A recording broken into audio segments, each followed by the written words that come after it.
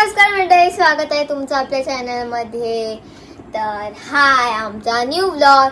तर स्वागत आहे आम्ही दोघी आलेलो आहोत आजीच्या घरी मस्ती करायला. दिवाळीची सुट्टी पडली आहे तर आम्ही दिवाळीच्या सुट्टीसाठी आलेलो आहे आणि दिवाळी कालच संपली आहे. कोणाची दिवाळीची सुट्टी आहे? माझी. आमची नाही, आम्ही तर येतो. तर ओवीला दिवाळीची सुट्टी आहे अजून, तर आम्ही आलोय आईकडे वस्तीला. आणि उद्यापर्यंत आम्ही राहणार आहोत. आणि आता मी तुम्हाला दाखवते आजी बाबांचे दिवाळी गिफ्ट आणि मी पण त्यांना दिले ते पण दाखवते. किती गिफ्ट दिलंस? मी सरप्राईज आहे. मला मावशीलाच नाही माहिती काय गिफ्ट दिलंय ते. मी झोपलेले, मी आले सकाळी, म्हणजे दुपारी आले, मी प्रीत गेला कामाला आणि आता दीदी संध्याकाळी आली 3-4 वाजता. मी झोपले होते. तर आता आल्याच गुड्डी मावशी आपला व्लॉग चालू कर. तर आपलं इंट्रोडक्शन तर आपली मेन माणूसच देणार है ना. कधीपासून आली गुड्डी मावशी व्लॉग कधी चालू करणार आहे? म्हणजे थांब, मी फ्रेश होते, आपण आपला व्लॉग चालू करू. तर आता गिफ्ट काढलेत आजी आणि आजोबांना. काय गिफ्ट मिळालेत भाऊबीजेला तर ते तुम्हाला दाखवते. तर ब्लॉगला शेवटपर्यंत नक्की बघा. खूप इंटरेस्टिंग ब्लॉग आहे. Stay tune. गिफ्ट बघा. ओके. तर हे सगळे गिफ्ट आहेत जे मी तुम्हाला आजच्या व्हिडिओमध्ये दाखवणार आहे. तर हा आहे डब्बा. तुम्हाला वाटत असेल की हा एकच डब्बा आहे, पण याच्यामध्ये अजून 3 डब्बे आहेत छोटे छोटे. तर हा गिफ्ट दिला आहे बाबांना, त्यांच्या बहिणी दिला आहे. म्हणजे आमच्या आत्यानी दिलाय तो, आमच्या पप्पांना. गुड्डी मावशीच्या आत्यानी माझी आजी. तुझी आजी. Very good. हे भाऊबीजेला डबे छान आहेत, पण युजफुल वस्तू आहे, मस्त आहे. आणि असे मोठे छोटे छोटे आहेत. 3 डबे आहेत, त्याचा सेट आहे, स्टीलचे डबे आहेत, पण छान आहेत. आणि आम्हाला आत्यानी हा दिले भाऊबीजेला. आणि हे कोणी दिलंय? कढाई आहे. कोणी दिले? बाबा ना. कोणी दिलंय? गुड्डी मावशी. तर हे कढई मी आई पप्पांना दिले घरामध्ये वापरण्यासाठी. एक प्रीतच्या आई पप्पांना, म्हणजे माझ्या सासू सासऱ्यांना पण दिले तिकडे. आणि एक माझ्या घरी मी आणले, डिमांड मधूनच घेतली. ही कढई सेम माझ्याकडे पण आहे. वजन आहे आणि युजफुल आहे, चांगली आहे एकदम. बघू. दिवाळी गिफ्ट. दिवाळी गिफ्ट बोलू शकता. होम झोनची आहे, पण मस्त आहे, एकदम मजबूत आहे एकदम. 2.5 लिटरची आहे. माझ्याकडे पण सेम यातलीच आहे. ओके. हेवी आहे. आणि हे आहे बाबांचं शर्ट. ओके. त्यांच्याच बहिणींनी आत्याने दिलंय पप्पांना भाऊबीजेला. ओके. ब्लू आणि ग्रीनिश. Okay okay. आणि ही जी साडी आहे ती बाबांनी आजीला पाडवायला गिफ्ट दिली. ओके. चॉईस करायला आम्हीच होतो. आईला घेतले पप्पानी साडी. खूप छान आहे आणि मस्त आहे, अशी फॅन्सी आहे आणि वजन आहे. असे डायमंड्स आहेत. क्रीम कलर आहे की नाही हवी? पीच नाही बोलू शकत, क्रीमच आहे हा. नाही दीदी, मस्त वाटेल. ओके. आणि मी माझं पण गिफ्ट दिलं आजी बाबांना. काय गिफ्ट आहे तुझं? प्लांट दिलाय एक छोटासा. प्लांट आणलंयस तुम्ही? रोजवाला बघू. रोज आहे त्याच्यात. अरे वा. आणि डेकोरेट पण दोन्ही केलं. तू पडला? आताच लावलंय ना. अच्छा, आताच लावलंय आणि त्याचं डोकं पडलं खाली. Okay okay. तर हे गिफ्ट ओवीने आणलेलं आहे, छोटस झाड गुलाबाचं. ओके. Happy green Diwali. अच्छा, ग्रीन दिवाळी. अच्छा, व्हेरी गुड. आपण किती फटाके लावलेत? खूप सारे. आमचे टीचर बोलतात happy green Diwali. Happy Diwali नाही, हॅपी ग्रीन दिवाळी. ओके. तर फ्रेंड्स, हे आमचे वडापाव आणि समोसा. ओके. तर आता पप्पांनी आणलेले आहेत गरम गरम वडापाव आणि समोसा. आता दोन्ही मुली घरी आलेल्या आहेत, मग काय. आणि समोसा बस आम्ही. आई तब्येत कशी आहे तुझी? आईचं जरा डोकं दुखतंय म्हणून जरा झोपली होती. आणि आता पप्पा घेऊन आलेत गरम गरम वडापाव. ये वडापाव. समोसा कोणाला? तुला, मला, ओवीला आणि मला. ओके. आणि वडापाव पण मलाच आहे, म्हणजे एक वडापाव. पॅटीस आजी आणि दीदीला आहे. ओके. तर या मंडळी वडापाव खायला. वडापाव कुठे आहेत? हे बघा, वडा आणि पाव. ओके. पहिले मी काय खाऊ? वडापाव खाऊ की दोन्ही खा घे. पहिले वडापाव.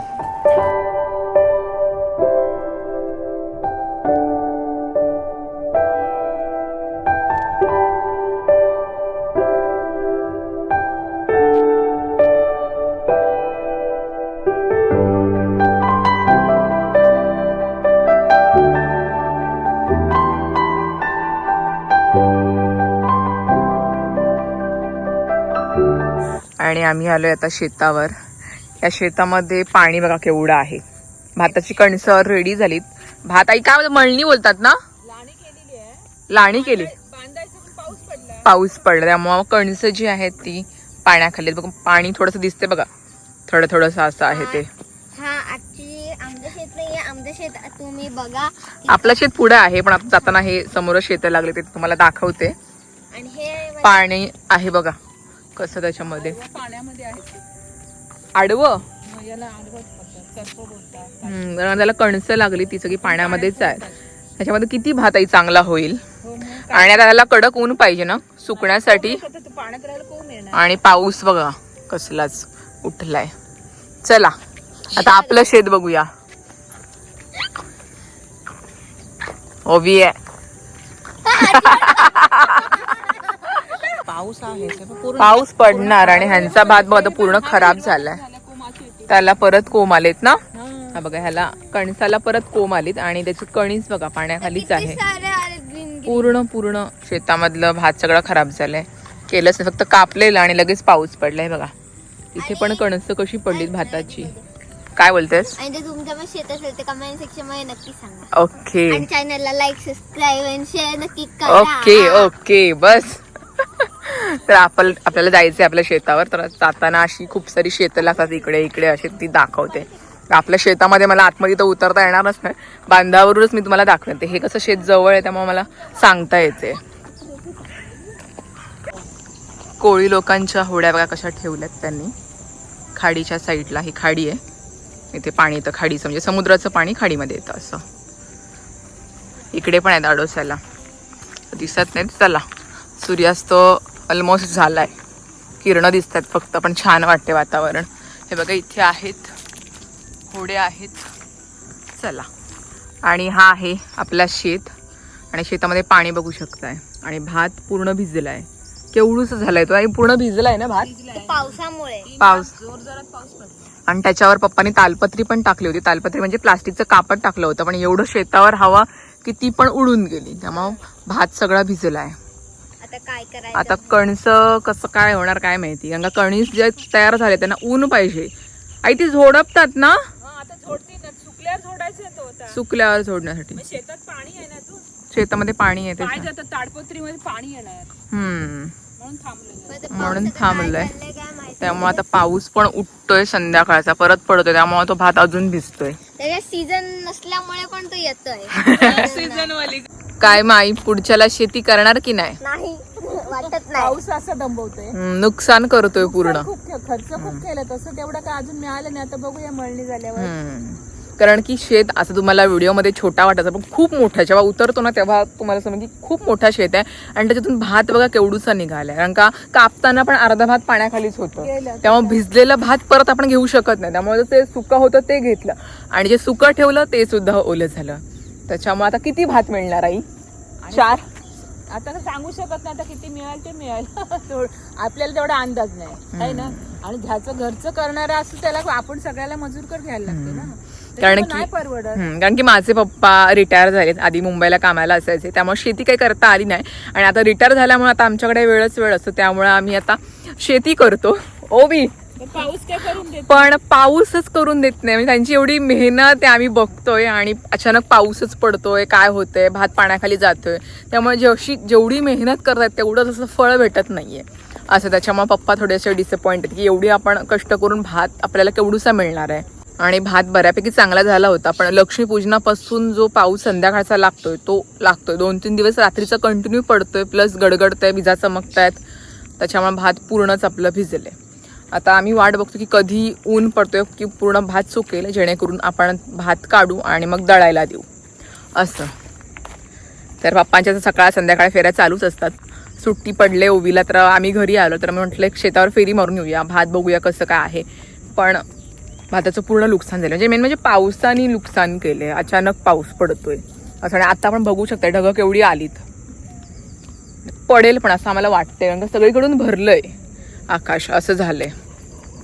तर काय करतात काय माहिती. तर नेक्स्ट आम्ही दरवेळा ठरवतो की गेल्या वेळा पण आम्ही भात टाकला होता जेव्हा मी आजारी होते, तेव्हा भात टाकला आणि तेव्हा जंगलातून कसली पाखरं आली होती, छोटी छोटी चिमण्या, ते कणीस टाकले की ते कणीसच खाऊन टाकायचे, त्यामुळे भात तेव्हा पण झाला. आणि यावेळेला असं सगळं झालं.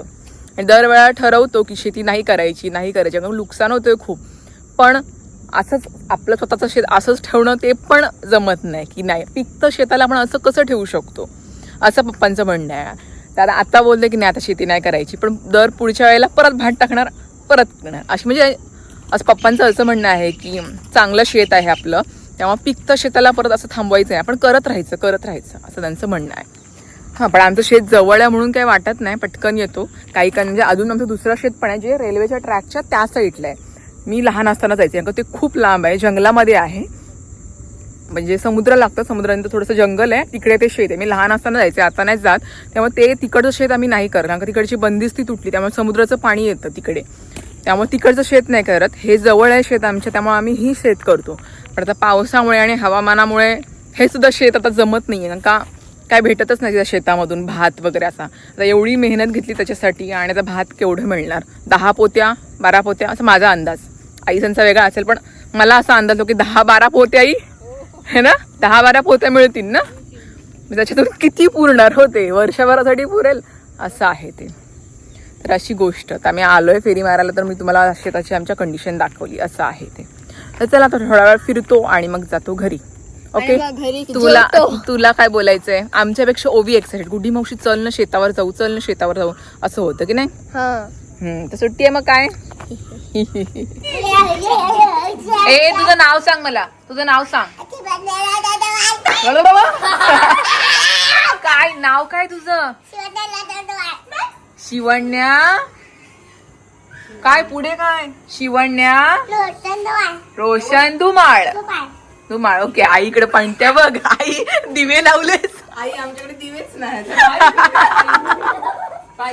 ओवीनी फुलभाज्या आणलेत, ते लावायचे आहेत. मला बोललीच नाही, माझ्याकडे फटाके होते, मी लावलेच नाही. चला एक एक घ्या प्रत्येकाने, वरचा बॉक्स काढणार. अगे तिला तिच्या हातात दे पहिले एक, बाबा तिच्या हातात दे. शिवण नाही, अरे आत्या देते बघ, शिवण्या ते लावेल बा आत्या, मस्त हातामध्ये घ्यायच्या. नको नको, आता घ्यायलाच लागेल. मग काय नुसतं बघायचंय तुला? सेम ओवी दिदी आमची. खाली जा, आपले पंटच नाही तर काय. आई आज पेटल ना. आम्ही बाबूला देत होतो ग, रोशनाला बाबूला. अरे शिवण्णी ये, काय नाही होत.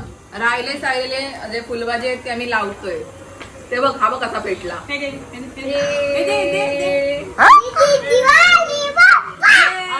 तुझी पोरगी घाबरते, तिला लावतच नाही, बघ ती घाबरते रे. बाबूच्या हातात दे. तुला घे लवकर, लावतच नाही बघ ती. बाबूच्या हातात दे, बघू दे घाबरते काय. नको डेअरिंग बाज आहे बाबा. घाबरते बघ काय केलंय, हा पाहिजे इथे बाबा.